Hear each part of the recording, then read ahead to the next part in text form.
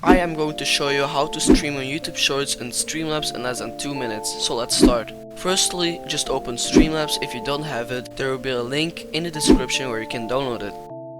Alright, so open Streamlabs and go to the left corner where it says settings, click on that, then go to video and change those two. You don't need to change these three, just leave it. Okay, so go to custom and change it by 180 by 1920. Do the same with this one. So go to custom and 180 by 1920.